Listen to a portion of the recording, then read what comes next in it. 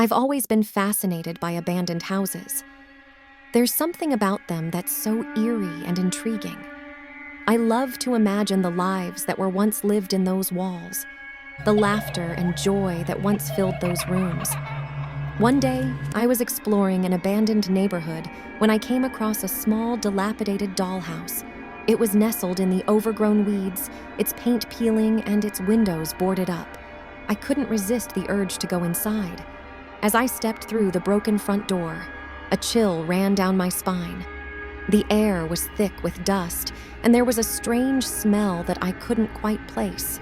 I could hear the creaking of the floorboards beneath my feet as I made my way through the house. In each room, I found remnants of a child's life, a faded teddy bear lying in a corner, a broken tea set on a dusty table, a rag doll with its missing eye staring blankly at me. It was like stepping back in time to a world where children played and laughed without a care in the world. But there was something unsettling about the dollhouse. The silence was deafening, and the air felt heavy with an unseen presence. I couldn't shake the feeling that I was being watched.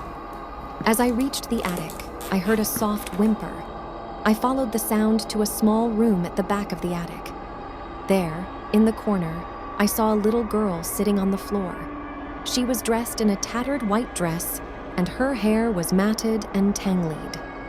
Her eyes were wide with fear, and she stared at me with an intensity that made my heart skip a beat. I tried to speak to her, but she didn't respond. She just stared at me, her eyes filled with a sadness that I couldn't fathom. Suddenly, a cold hand clamped down on my shoulder. I spun around, but there was no one there. I looked back at the little girl, but she was gone. I fled the dollhouse, my heart pounding in my chest. I never went back. I don't know what I saw that day, but it will stay with me forever.